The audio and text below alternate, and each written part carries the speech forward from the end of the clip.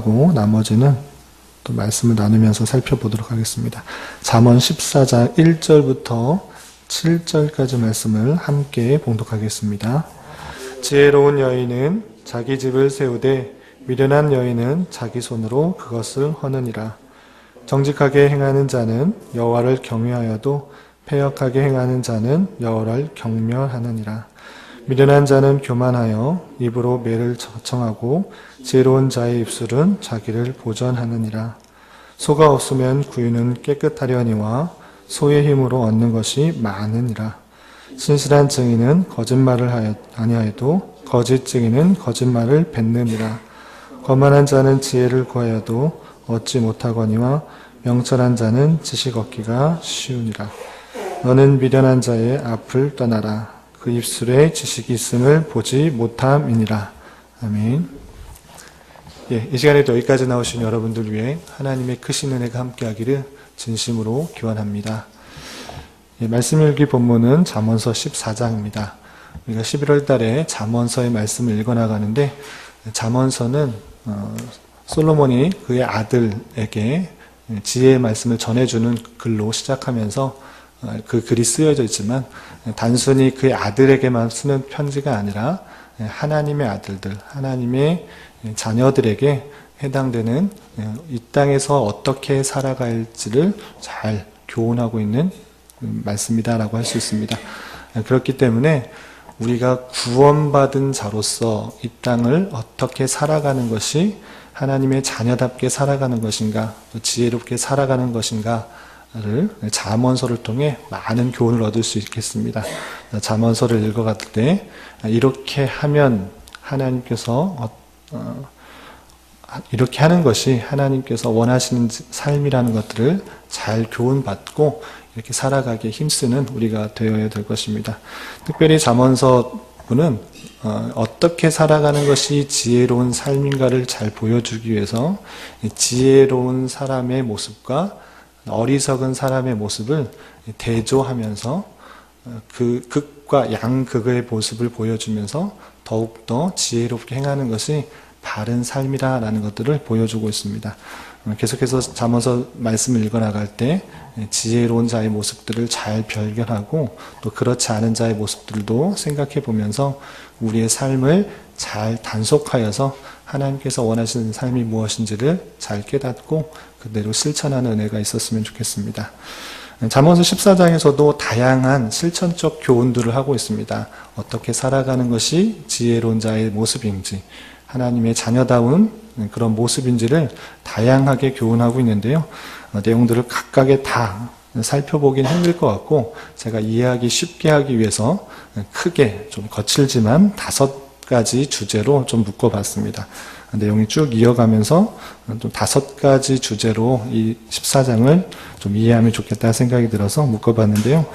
우선 첫 번째는 1절부터 7절까지 내용을 가지고 지혜자의 말은 자신을 지켜준다라는 그런 주제로 묶을 수가 있겠고, 두 번째는 8절부터 15절까지는 지혜자는 사리를 분별하여서 행동할 수 있다라는 것들을 강조하고 있는 내용들로 묶어봤고요.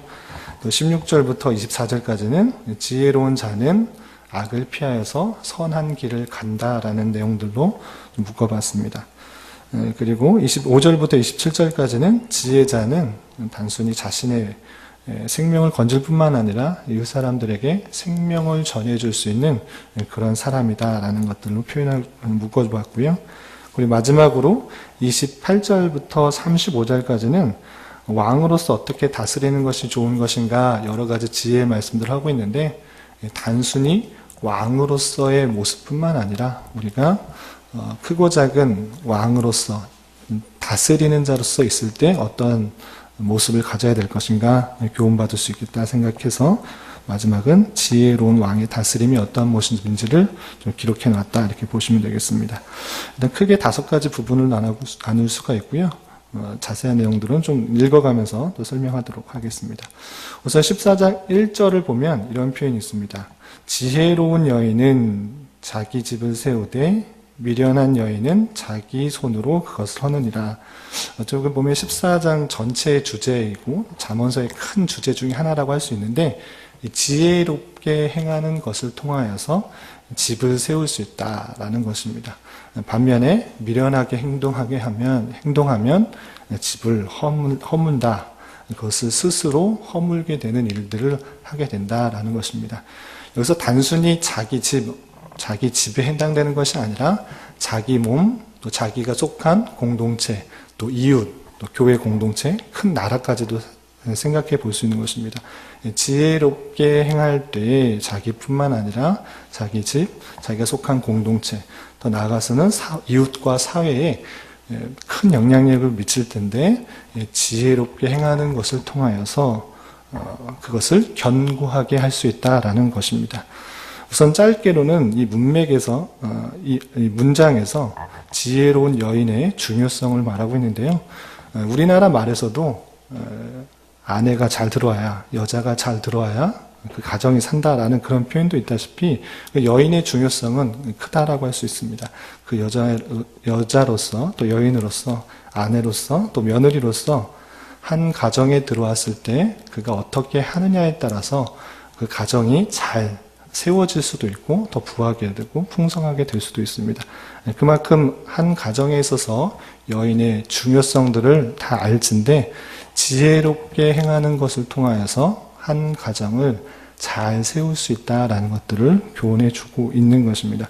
반면에 미련하게 행하는 것을 통하여서 그 가정이, 그 집안이 다 망하게 될 수 있다라는 것들을 기억해 보면서 그 한 여인에 있어서 가정에서의 역할들을 잘 하는 것이 중요하다라고 표현하고 있습니다. 그렇다면 어떻게 하는 것이 지혜롭게 행하는 것인가? 그런 것들이 여러 가지 표현하고 있는데요. 1절부터 7절까지 문맥에서만 좀 살펴보면 말을 하는 데 있어서 바른 말을 하고 올바르게 하는 것을 통하여서 집을 잘 세울 수 있다는 것들을 여러 문맥에서 표현하고 있습니다. 우선 3절에서 보면 이런 표현이 있습니다. 미련한 자는 교만하여 입으로 매를 자청하고 지혜로운 자의 입술은 자기를 보전하느니라.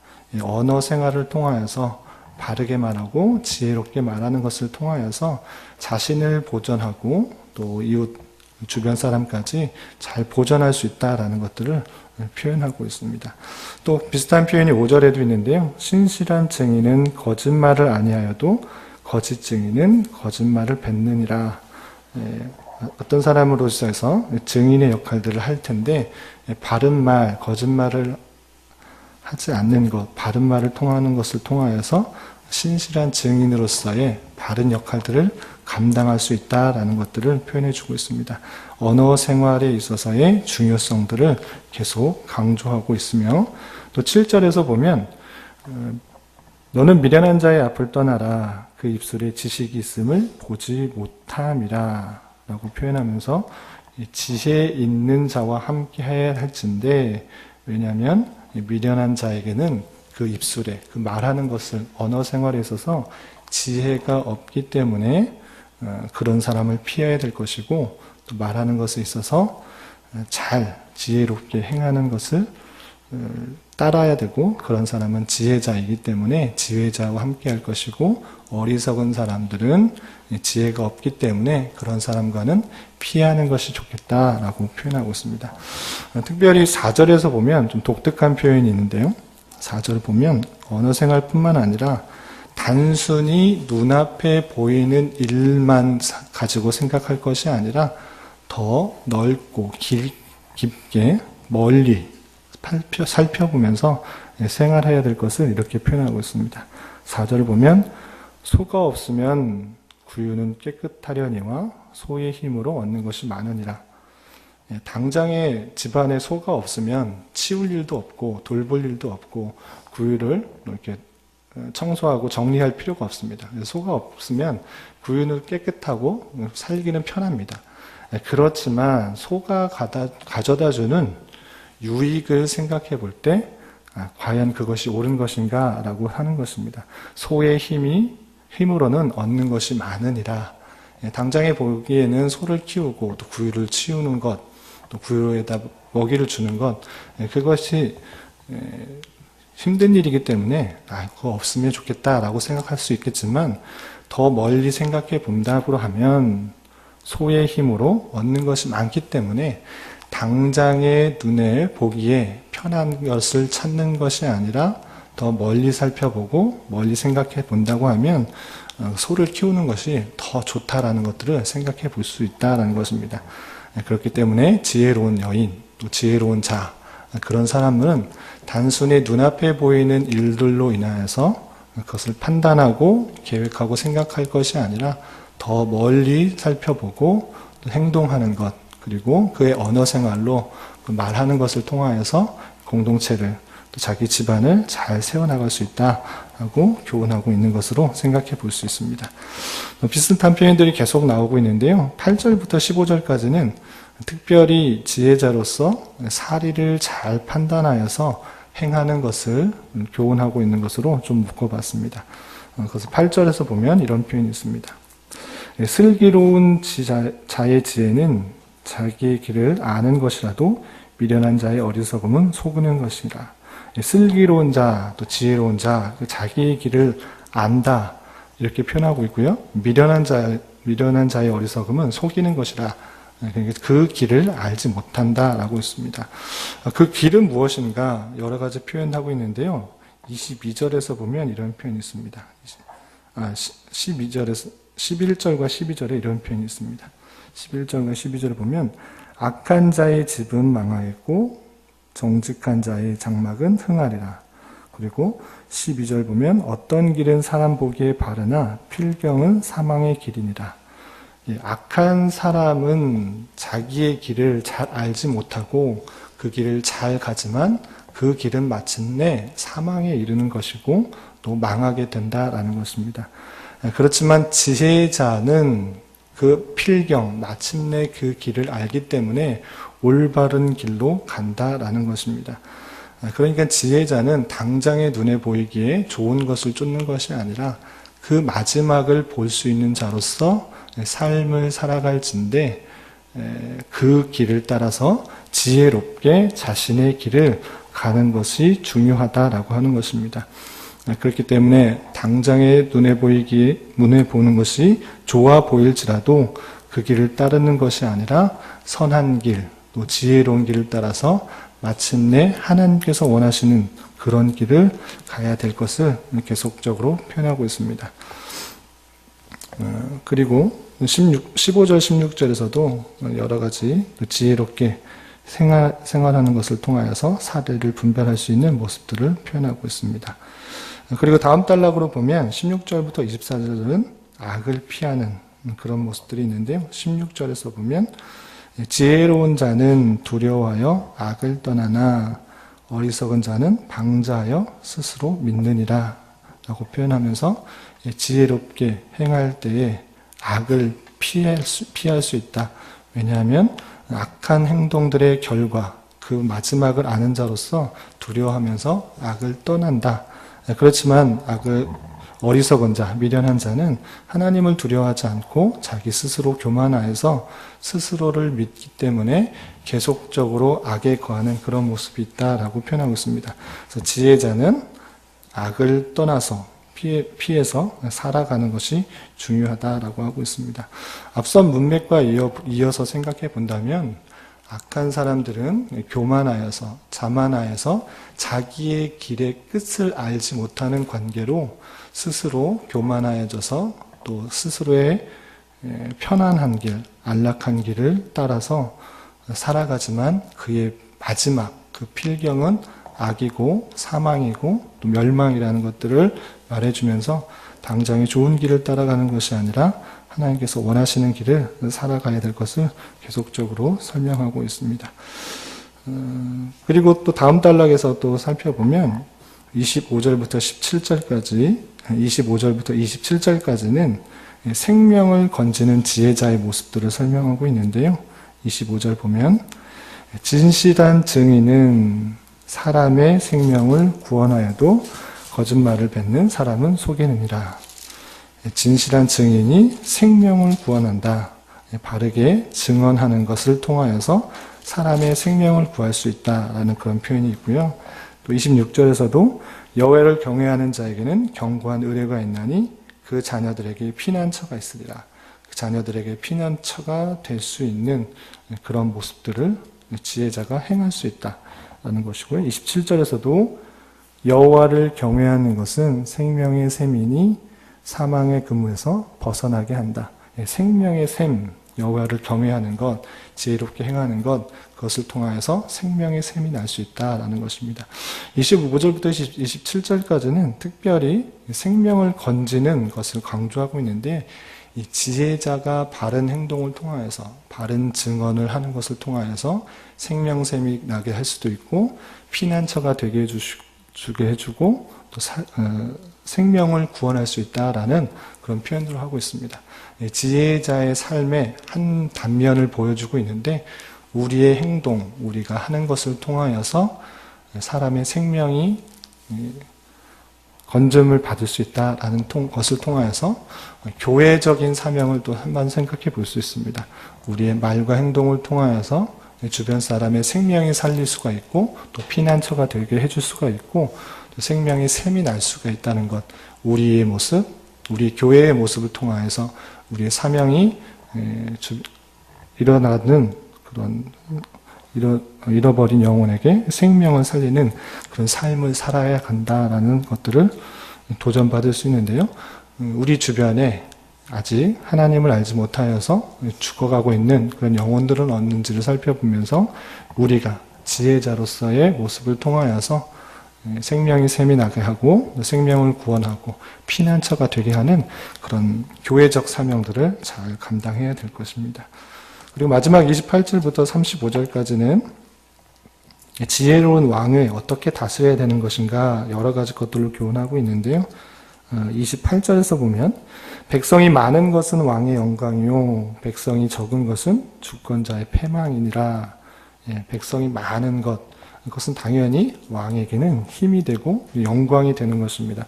그렇지만 백성이 적다, 그가 잘 다스리지 못하였다라는 것이 드러나게 되는 것입니다. 그렇기 때문에 왕으로서는 백성들이 풍요롭고 잘 살 수 있도록 하는 것, 그것이 영광이 된다라는 것들로 표현하고 있고요. 그리고 쭉 넘어가서 보면 31절 왕으로서 어떻게 또 다스릴 수 있는 것인가 표현하고 있는데, 가난한 사람을 학대하는 자는 그를 지으신 이를 멸시하는 자요 궁핍한 사람을 불쌍히 여기는 자는 주를 공경하는 자니라. 또 왕으로서 또 어떤 지도자의 역할들을 하는 데 있어서 가난한 사람을 학대하는 것이 아니라 그 궁핍하고 어려운 사람을 불쌍히 여겨서 그를 잘 도와주는 것, 그것이 주를 경외하는 자, 주를 공경하는 자의 바른 모습이다라고 할 수 있습니다.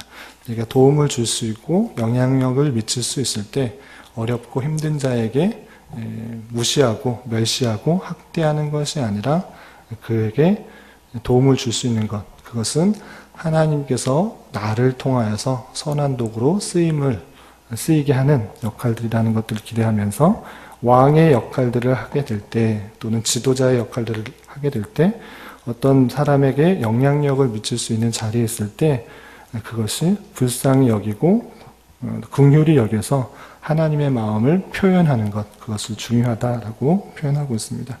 또 33절에서도 지혜는 명철한 자의 마음에 머물거니와 미련한 자의 속에 있는 것은 나타나니라. 34절에 공의는 나라를 영화롭게 하고 죄는 백성을 욕되게 하느니라 하면서 왕으로서 바르고 또 공명정대하게 나라를 다스리는 것, 그것은 나라를 영화롭게 하는 것이고, 죄를 짓는 것, 또 자기 욕심대로 행하는 것, 그것은 백성을 욕되게 하는 것이다 라고 표현하고 있습니다. 여기서 왕으로서의 역할들을 다양하게 표현하고 있지만 왕으로서만의 역할들이 아니라 내가 왕과 같이 지도자의 역할을 하게 될 때, 또 어떤 사람의 영향력을 미칠 수 있을 때 그 사람의 어려움과 힘듦을 그냥 못 본 채 하는 것이 아니라, 또 학대하는 것이 아니라 더욱더 하나님의 마음으로 보살펴주고 또 긍휼히 여겨주는 것, 또 내 도움을 줄 수 있는 것들을 통하여서 하나님을 경외하는 자의 모습, 하나님의 백성다운 모습들을 행해야 될 것을 표현해 주고 있습니다.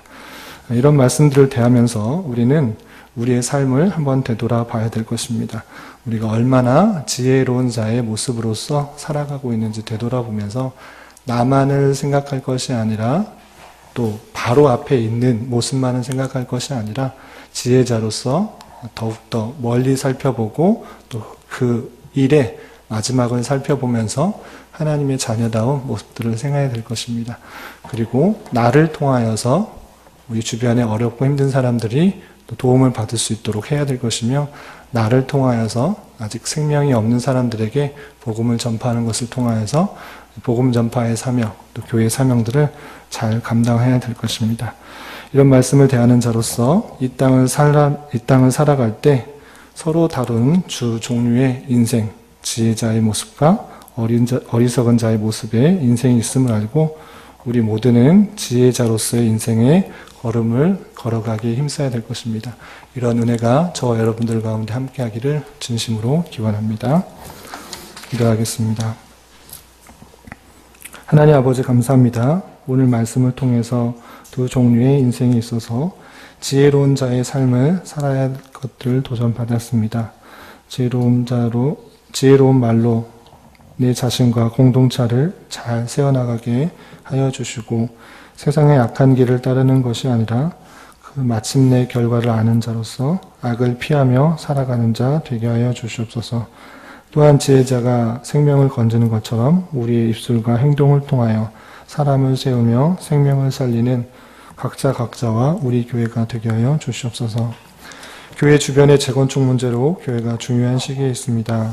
돌아오는 주일에 간담회를 통하여 우리 교회가 어떻게 행해야 할지 의견을 나누는 시간에도 주님 함께하여 주시고, 바라옵기는 어떠한 상황 가운데 처하더라도 이 지역에서 주님의 나라를 선포하며 이웃과 사회에 영향력을 끼칠 수 있는 기회가 되도록 은혜 내려 주시옵소서.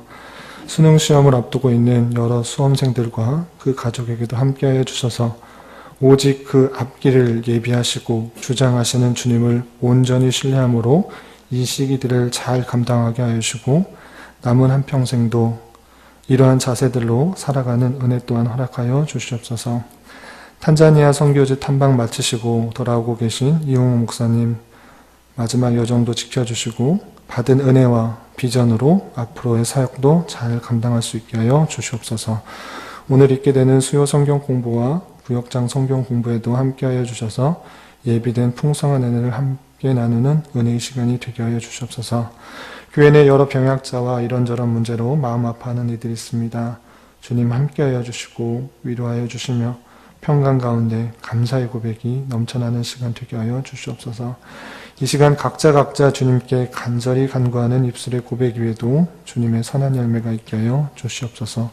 예수님의 이름으로 기도드리옵나이다. 아멘. 하늘에 계신